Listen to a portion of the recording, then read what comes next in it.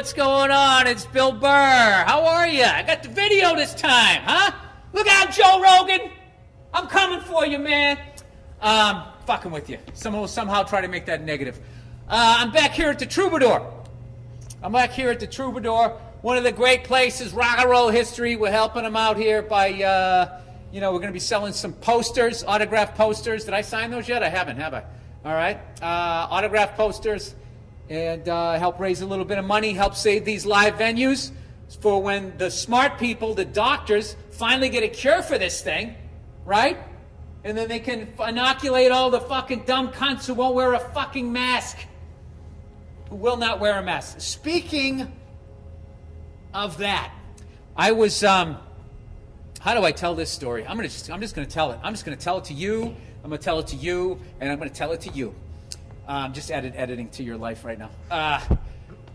All right, so I was telling this story about that gig I tried to do down when I was down like the beach, and I showed up and the owner of the club wasn't wearing a mask and everybody was all jammed in, and I was going like, I'm like, dude, where's your mask? And she was just like, oh, are you from L.A.? Long story short, I'm like, yeah. And she goes, oh, we're down near the beach, you don't get it. We got the breeze.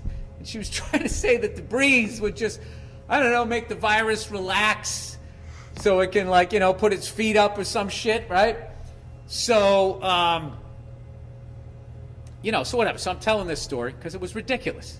It was it's everything that makes the internet ridiculous. See, when I was growing up, you had to accomplish something to get published. You had to demonstrate. If you're going to be a talking head, you had to get, some sort of degree, something. Now at the internet, anybody can chime in, which is fine, but the problem is everybody thinks they're smart. And the reality is if you look at your high school transcript, you weren't that smart, were you? Or maybe you were. Maybe you were the valedictorian. But what do those fucking people usually end up doing? They're book smart. If you write it down, they'll read it, and then you ask them the question, and they can vomit out what the fuck they just read. That doesn't make you smart. Just means you can remember shit. So then in life, you got all of these super smart people that got straight A's. They spend the rest of their life just running out, getting people shit, because they can remember. It makes no sense. So anyway, I'm telling this fucking story. Let's talk to this camera over here. I'm going to work it, like all the great front men that have been up here. What about the front women? This place has been sexist for years. There's never been a woman on this stage. That's why I'm down here supporting it. Kidding. So I'm telling this story to a group of people over Zoom, being safe. I tell them this story of this lady telling me, hey man, you're down on the beach, we got the breeze. So I just tell them this story, and people laugh, and then one person in the group goes, if you took mushrooms, you could get past that. And I'm like, I didn't say what. I was thinking what, because I didn't know the rest of the people in the group, and I didn't want to be a cunt. So I think I must have said what. I go, what do you mean? He goes, yeah. He goes, you could get past that, and then you could see yourself in her. Now, all I wanted to say was that's the dumbest shit I've ever heard in my fucking life. This isn't about having empathy. This is about being a fucking moron in the middle of a fucking pandemic. I'm so sick of people taking mushrooms and then acting like they're fucking, they sat down with a Native American and smoked some sort of peace pipe and they understand how the universe comes together. If you took mushrooms, you'd realize maybe this reality is just like a dream, and like the whole relation to even like this chair. Is it an idea of a chair, or is it's just like, or maybe you're on mushrooms, and I'm sober. How about that? That's what hallucinating sounds tremendous to me. I am not anti that. If I wasn't a fucking psycho, I would be eating mushrooms every day. It's just I don't need to see the demons in my head come to life. All right? They've been in there a long fucking time, and I don't want to let them out. So, but I think there's nothing wrong with doing that type of shit. I am actually envious of people that do it. Go out in the desert, man, and fucking take peyote. It sounds fucking awesome. It sounds as awesome as cocaine and heroin sound terrifying, and pills, all of that shit. It seems like there's like happy shit, cool shit to do, and then the fucked up shit, right? Because everybody I know who's sober still smokes weed and fucking takes mushrooms. As Josh Adam Myers calls it, California sober. So, anyway, yeah, I'm just getting so fucking sick of this like, I don't mind it, doesn't bother me if somebody like takes hallucinogens, but however you say the word, but just don't fucking come at me like you're now smarter. Like these fucking people are going like, dude, you take mushrooms, it like resets your brain. It's like hitting the refresh button on your laptop. And it's like, I'm sorry, and where did you go to medical school? Or my other favorite thing is whatever happened to them is now going to happen to you because it happened to them, and evidently they are the litmus test. I mean, litmus test, right? Jesus Christ. I mean, you fucking look at these goddamn scientists who are smart. Okay, they don't just torture one rat to death. They do it to hundreds. They didn't just take the shampoo and rub it in one rabbit's eyes. They did it to a whole generation. And that's why Head and Shoulders works so well. Because they just didn't do it to one fucking rabbit and be like, okay, now it works.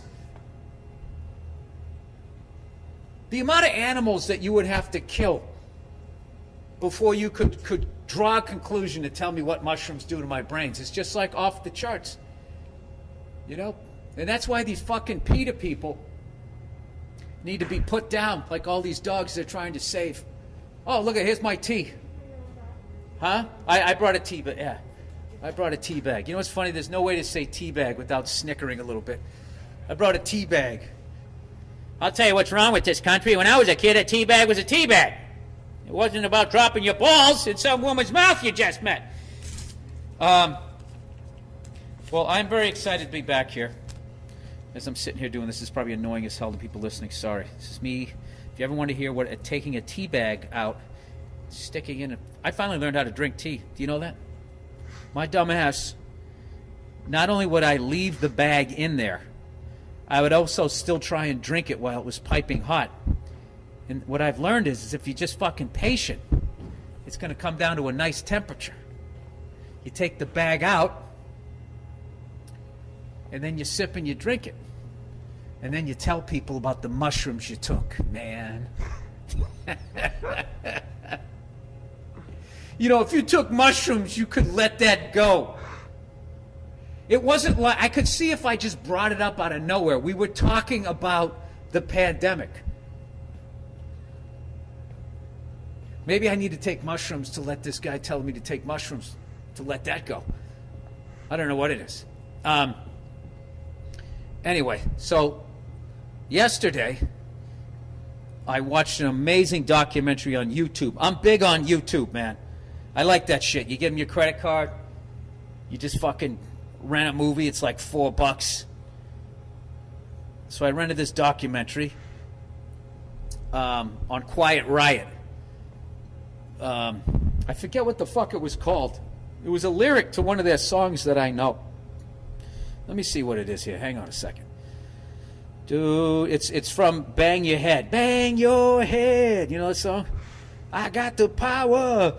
What is it? I got something like an alligator. Remember that? How does that?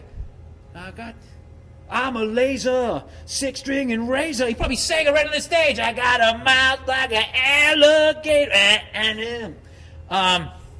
The name is called Well, You're Here, There's No Way Back. And I'm like, that's an odd name for a fucking documentary. And then I realized it was lyrics to that song that I heard. Well, while you're here and there's no way back, bang your head. Right? So anyway, so I watched the fucking thing. And, Frankie Banali, rest his soul, was doing the thing, and you got to see, like, he's just one of those drummers, like, the second he sits down, you almost hear a thud, like just heavy fucking rock drummer, fucking awesome drummer. And it's an amazing story of that band and that album, Metal Health, and how it kicked in the door basically for the whole Sunset Strip, and all of these bands were able to run through this porthole that they created because the album went #1. I forget the two. It passed The Police, Synchronicity, and Michael Jackson Thriller. I mean, this fucking album was huge. So it caused the entire music business industry to be like, holy shit, where the fuck are these guys from? And then they came down and all of that stuff that you've seen, all of these bands that ran through that door. I would guess anyone from Motley Crue to Guns N' Roses and all those bands that I grew up with that I loved. So it was a really amazing documentary, and the level of comedy in it is fucking amazing.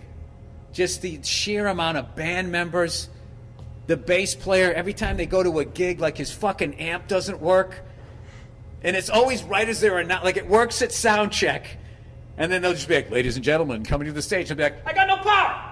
Wait a minute, I got no power. So they had that shit. They had like a fucking 90 lead singers. So anyway, the lead singer dies, unfortunately, Kevin DuBrow. So now they got to get a new lead singer. So then you got to choose. You got to be like, all right, we're going to get like a proven guy, or we're just going to go out there and try and get somebody that sounds like him. So they went that road. They tried to get somebody that sounded like him. And they get this fucking dude in there who is basically painting houses. He comes into the audition and just fucking crushes it. Sounds just like Kevin DuBrow. But the thing is he looks like a fucking lobster fisherman. He's got like his hair's so it's like white and yellow. It's like hanging down. He just looks like, I don't know. It's like he looks like he played in like the NFL in the 1950s when there was the idea of face masks was just coming around, right? This guy lived a life. So they pick him. They say, you're in the band.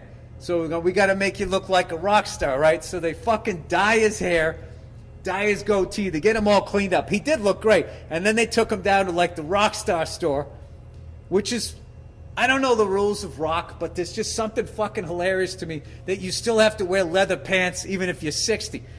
So they take him into this fucking high-end Hot Topic place, and they're picking out shit that, like, I mean, when I was a kid, whores would wear it when they were like 18 and 19, when they could eat McDonald's and still have a flat stomach. So they got this fucking old sea captain buying these fucking things.